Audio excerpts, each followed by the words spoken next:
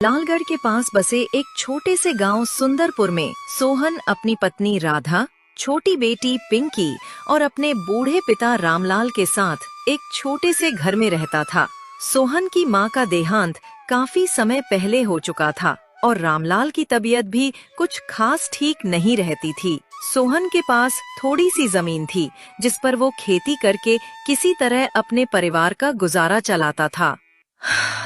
अजी, देख रहे हो इस साल कितनी भयंकर सर्दी पड़ रही है। हाँ भाग्यवान, इस साल की ठंड तो कुछ ज्यादा ही कड़क है।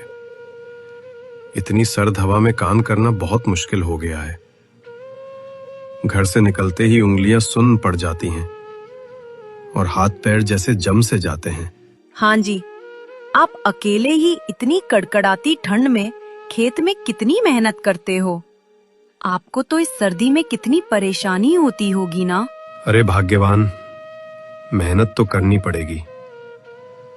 अगर मैं मौसम के डर से घर बैठ गया तो हम खाएंगे क्या। हाँ जी, ये तो आप ठीक कहते हो। काम तो करना ही पड़ेगा और इसके अलावा हम गरीब कर ही क्या सकते हैं। चलिए, मैं आपके लिए गरम गरम रोटी सब्जी बांध देती हूँ। मैंने रोटी कपड़े में लपेट दी है, थोड़ी देर गरम बनी रहेगी। ऊनी चादर भी ले जाइए। ये लीजिए जी, समय पर खा लीजिएगा। और हाँ, आजकल ठंड बहुत ज्यादा है तो कोहरे में ज्यादा देर मत रहिएगा, हाथ पैर सिकुड़ जाएंगे। हाँ ठीक है भाग्यवान, अब मैं चलता हूँ। तुम बेटी का ख्याल रखना और बाबूजी को टाइम पर दवाइयां दे देना। अंगीठी जलाकर रखना। मैं शाम को जल्दी ही लौट आऊंगा। सोहन अपने खेत पहुंचकर देखता है कि उसकी सारी फसल पूरी तरह से पककर चांदी की तरह चमक रही है। ये देखकर सोहन बहुत खुश होता है। अरे वाह, इस बार तो फसल बहुत अच्छी लग रही है। लगता है इस बार अच्छा खासा मुनाफा हो जाएगा। सोहन ये सब बातें करते करते फसल की कटाई शुरू करने ही वाला था कि तभी उसके पास उसका दोस्त गोपाल ठिठुरते हुए दौड़ा आता है। अरे क्या बात है गोपाल भाई, आज कैसे दौड़े दौड़े आ रहे हो? क्या हुआ? गोपाल सोहन को सारी बात बताता है। अरे सोहन भाई, तुम मेरे साथ जल्दी से घर चलो। सोहन घर पहुंचकर देखता है कि उसके पिताजी बिस्तर पर लेटे दर्द भरी आवाज में कराह रहे हैं और सर्दी की वजह से उनकी तबीयत बहुत ज्यादा बिगड़ चुकी है। सांस तेज चल रही थी, गले में घरघराहट थी। अरे पिताजी, आपको क्या हुआ? क्या हुआ पिताजी? सोहन के बार बार पूछने पर भी रामलाल कुछ नहीं बोलते, बस दर्द और ठिठुरन से कराहे जा रहे थे। सोहन से अपने पिता की ये हालत देखी नहीं जाती।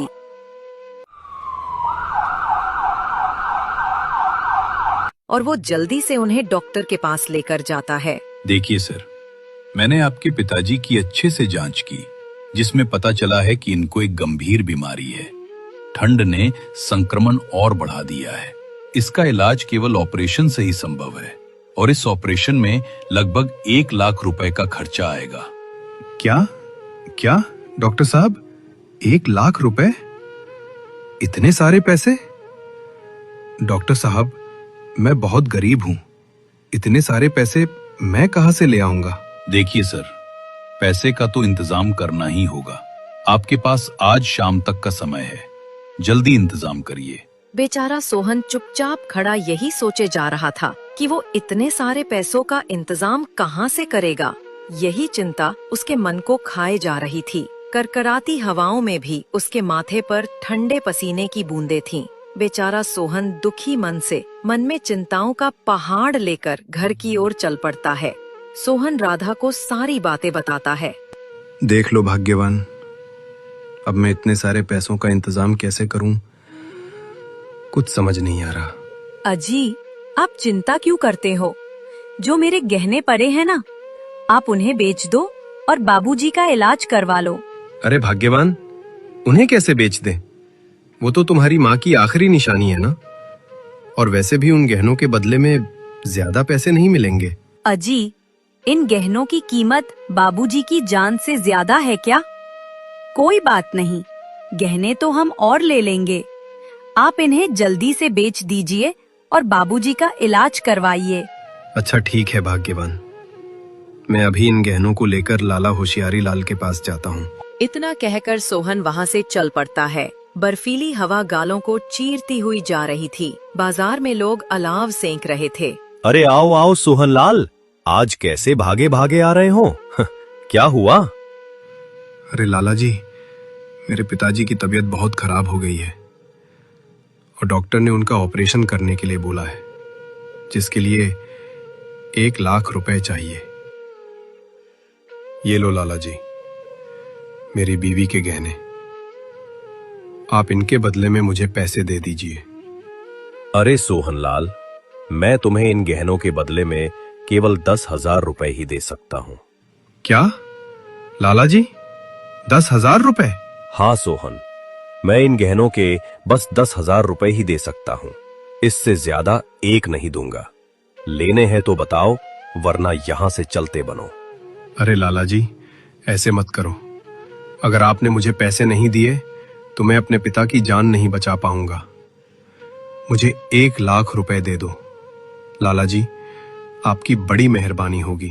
देख सोहनलाल, मैं तुम्हारे लिए बस इतना कर सकता हूँ। तुम अपना घर और जमीन गिरवी रख दो और उसके बदले में मैं तुम्हें पूरे 1 लाख रुपए दे दूंगा। जैसे ही तुम मेरे पैसे चुका दोगे, मैं तुम्हारा घर जमीन वापस कर दूंगा।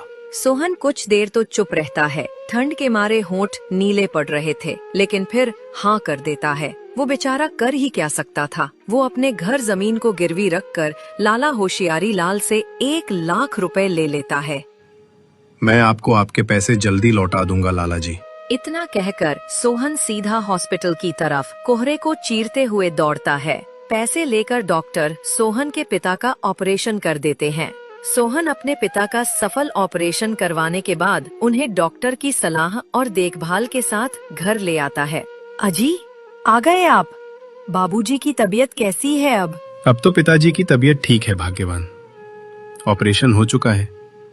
बस डॉक्टर ने इनको आराम और दवाइयाँ समय पर लेने को बोला है, ठंडी हवा से बचाने को कहा है। मजबूरी में बेचारे सोहन को न चाहते हुए भी अपना घर और खेत गिरवी रखने पड़े और अब इस कड़कड़ाती ठंड में उसकी जिंदगी की सबसे कठिन परीक्षा शुरू हो चुकी थी। अजी, देख रहे हो, घर में खाने को एक दाना भी नहीं बचा है और बाबूजी की दवाइयाँ भी खत्म होने ही वाली हैं।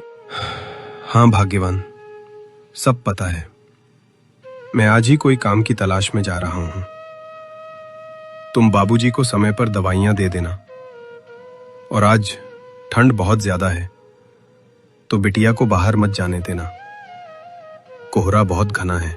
अजी, हमें उस लाला होशियारी लाल के पैसे भी चुकाने हैं और ऊपर से ये ठिठुराती सर्दी जान ले रही है।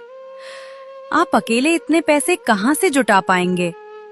सोच रही हूँ क्यों ना मैं भी यहीं आसपास कोई छोटा मोटा काम देख लूं। कम से कम बाबूजी की दवाई और 2 वक्त की रोटी का इंतजाम तो हो सके। अच्छा ठीक है भाग्यवान, तुम यही घर के आसपास कोई काम देख लेना। अभी मैं भी कोई काम की तलाश करता हूँ। इतना कहकर सोहन वहाँ से चला जाता है। दोनों पति पत्नी गांव में काम की तलाश करते हैं तो उन दोनों को काम मिल जाता है। वे दोनों इस कंपकपाती सर्दी में सुबह से शाम तक खूब मेहनत करते, कहीं ईंट ढोते, कहीं लकड़ियां चीरते, कभी किसी के खेत से पाला साफ करते, जिससे उनकी इतनी आमदनी हो जाती कि उनके घर का राशन और बाबूजी की दवाइयां आ सके।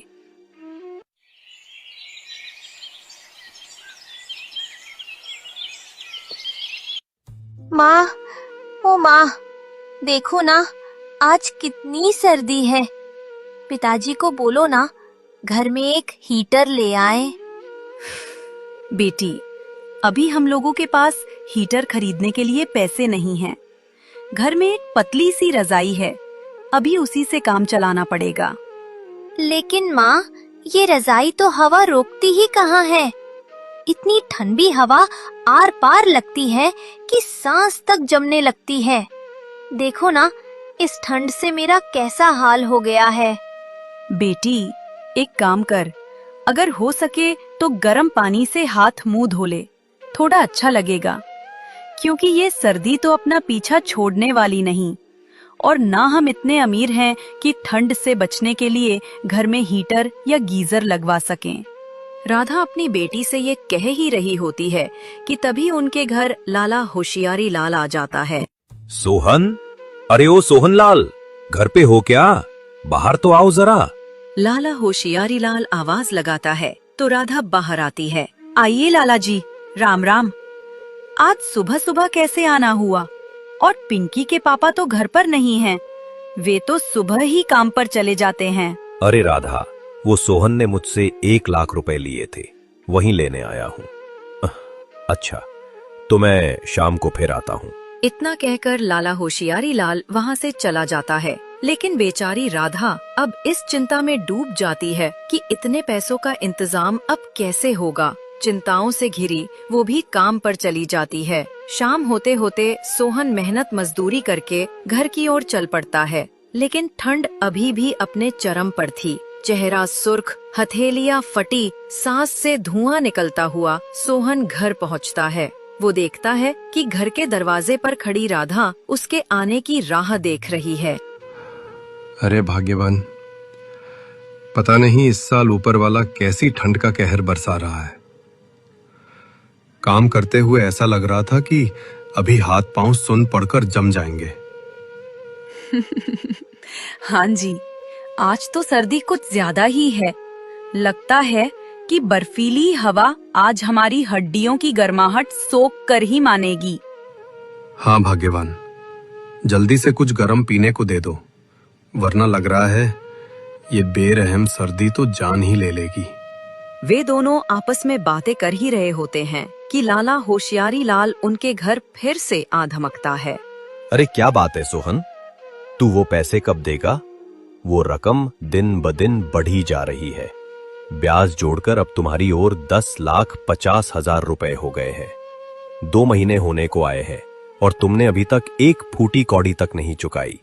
क्या बात है लाला जी, इतने सारे पैसे कर दिए ब्याज के?